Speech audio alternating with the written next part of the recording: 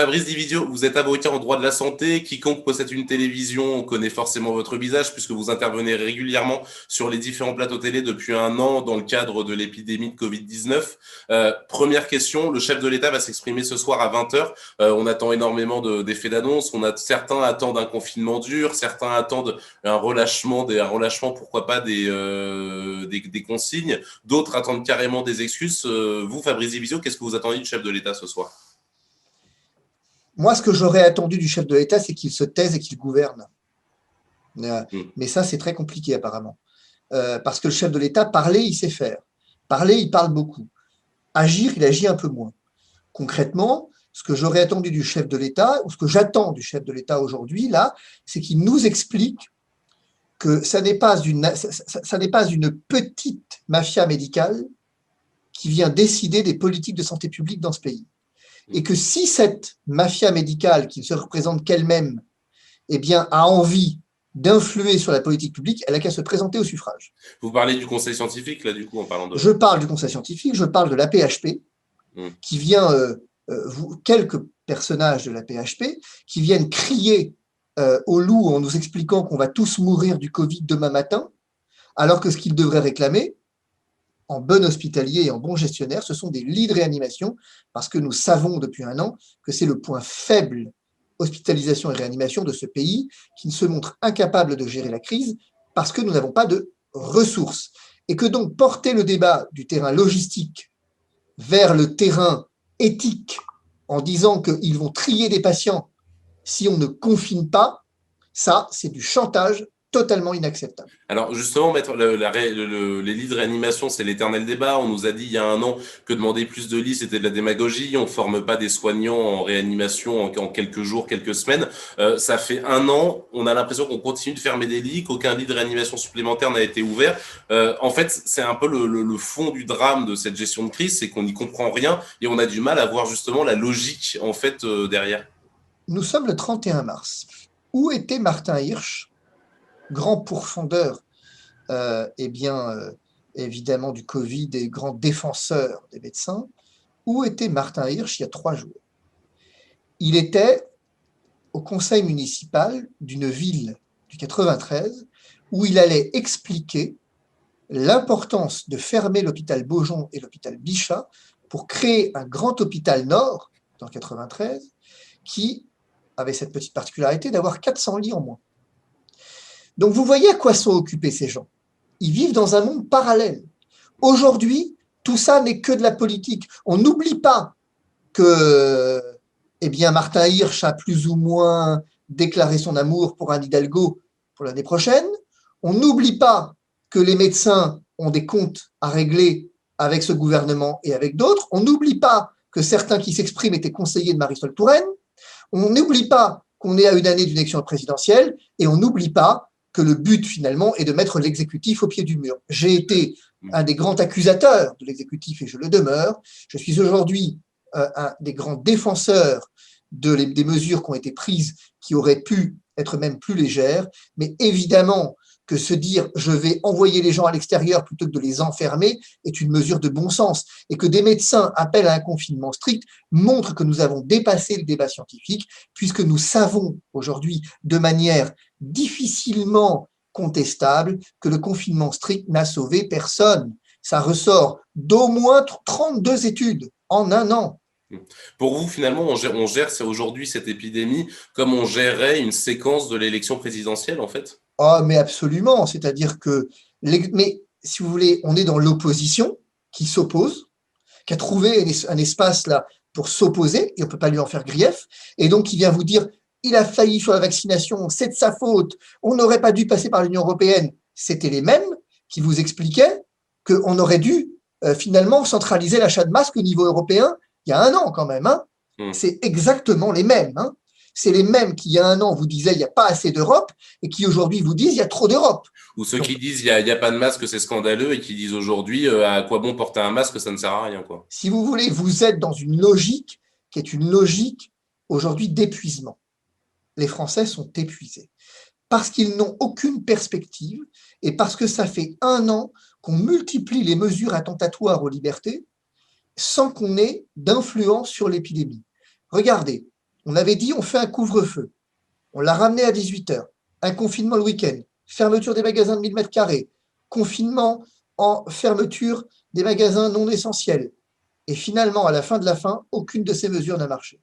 Et on s'aperçoit en revanche que des États qui ont eu une constance en disant j'assume le risque, j'assume, c'est ça, hein, j'assume le risque épidémique, mais je ne viens pas attenter outre mesure à la liberté de mes concitoyens, eh ben, s'en sortent pas moins bien que nous.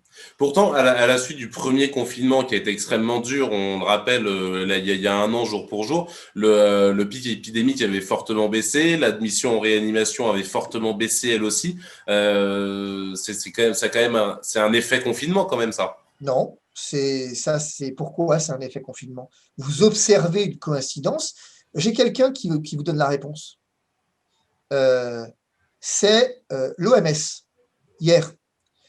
L'OMS, pour vous dire que l'ivermectine n'avait pas assez de preuves, vous dit un truc complètement délirant. Vous dit la majeure partie de la population boit de l'eau et n'est pas tombée malade. Faut-il en déduire que l'eau protège du Covid? Pour vous expliquer que l'ivermectine ne protège pas, qu'il n'y a pas de preuves. Bah, c'est le même problème. Un certain nombre de pays n'ont pas confiné et leur courbe a connu la même ascendance et la même descendance que nous. Regardez, vous avez un exemple vous avez un exemple très parlant. Floride versus Californie. On a tout dit. On a tout dit sur la Floride. La Floride a été traitée d'irresponsable. Morale de l'histoire, la Floride a des courbes épidémiques qui sont exactement les mêmes qu'en Californie. L'Espagne, aujourd'hui, a tout réouvert et l'épidémie, effectivement, est en voie de jugulation. Reprenez de la même façon la Suède. Alors, la Suède, c'est le grand ennemi, c'est le grand, il ne faut pas en parler. Mais la Suède, le fait est que vous avez une flambée, puis une déflambée.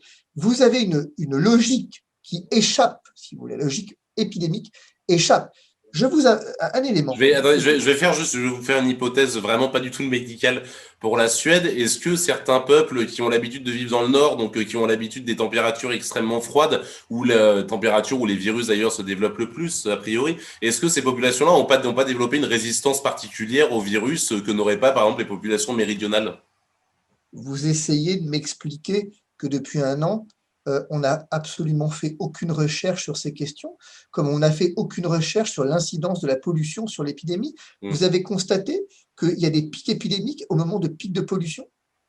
C'est Covid Tracker qui a mis ça en place, qui a mis ça. Même à tel point que vous avez un article dans Le Monde il y a quelques jours. Qui s'est intéressé à ça? Absolument personne. Mais parce qu'on ne s'intéresse à rien sur ces questions. Ça ne nous intéresse pas. Quand effectivement Raoult disait les variants, rappelez-vous, hein, on était en septembre, le virus a muté. Je me souviens des éclats de rire de Karine Lacombe qui vous dit mais non, le virus ça mute pas, puis ça mute tout le temps en fait, rien de sérieux. Mais bon, quand on avait le variant marseillais, c'était du charlatanisme, mais maintenant qu'il est anglais, c'est tout de suite vachement plus prestigieux, quoi. Il vient d'Oxford, tout ça, donc Londres, c'est mieux. Si vous voulez, la vérité, c'est qu'on a un échec collectif dans cette crise. Un échec à savoir, un échec d'humilité d'abord. L'humilité qui consiste à dire je ne pourrais pas forcément influer sur le cours de l'épidémie, et oui, vous allez tomber malade. Et qu'on sait qu'il y a des lieux sur lesquels il faut faire attention, c'est les lieux de forte densité sociale, et le reste, on ne sait pas trop. Et que comme on ne sait pas trop, on ne va pas venir prendre des mesures dont le bénéfice n'est pas connu, mais duquel on connaît le risque. Alors, les Anglais disent ce que je donne l'impression de faire compte plus que ce que je fais. Nous sommes dans l'impression, nous ne sommes pas dans l'action. Alors concrètement, vous avez évoqué ce mot qui fait peur, ce mot qui nous range tout de suite dans le rang des complotistes les plus acharnés, l'ivermectine.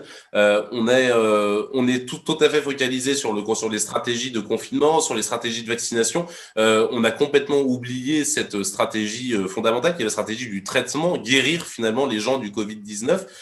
Des études démontrent que l'ivermectine a une efficacité qui est réelle. En tout cas, il y a de plus en plus c'est un médicament qui est en train de faire son chemin dans l'opinion. Pourquoi il y a un blocage à ce niveau-là, tout comme il y en a eu un sur l'hydroxychloroquine? Parce qu'il y a un blocage à deux niveaux.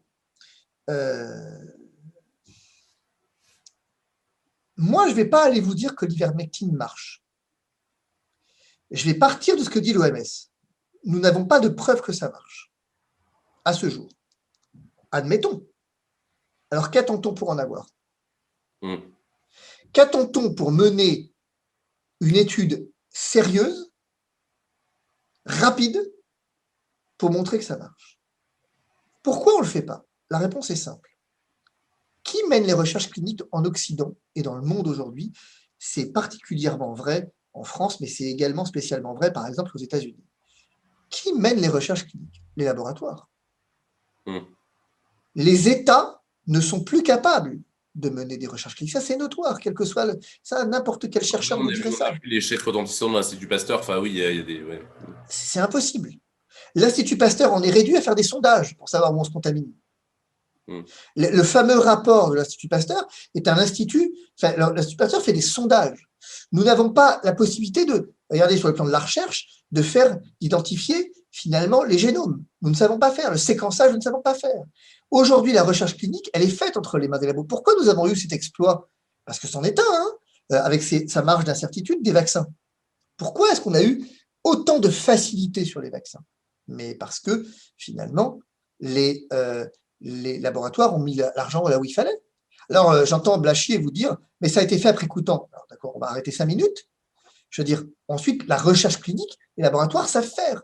Quand on a traité le tocilizumab, quand on a essayé le tocilizumab, quand on a essayé le remdesivir, qui l'a essayé? Ce sont les labos qui ont mené les recherches cliniques. Vous avez vu qu'à chaque fois, l'initiative, elle vient des labos. Mais quel est l'intérêt, finalement, des labos de venir développer une recherche clinique d'envergure sur l'ivermectine, sur la chloroquine? Quel est l'intérêt? Ça n'a aucun intérêt pour eux. Et c'est légitime. Merck, qui fabrique l'ivermectine, est en train de faire des recherches sur des produits, sur des traitements à 2000 $. Pourquoi irait-il s'emmerder à faire une recherche sur un médicament reconditionné? Ça lui rapporte quoi? Mm. C'est ça la question de fond. Alors, je ne dis pas Big Pharma contre le reste du monde. Je dis la défaillance des États qui ont abandonné la recherche clinique entre les mains des labos. C'est quoi le jugement du Mediator qui a eu lieu il y a 2 jours? C'est quoi? Pourquoi l'agence sanitaire a été condamnée avec le laboratoire? Mais parce que vous avez un étroit lien d'intérêt entre les agences sanitaires et les labos pour une raison simple, c'est que les seuls qui ont encore une compétence en pharmacologie et qui sont capables de faire de la pharmacovigilance et de la recherche clinique, ce sont les laboratoires. Alors évidemment, de temps en temps, vous tombez sur des gens peu scrupuleux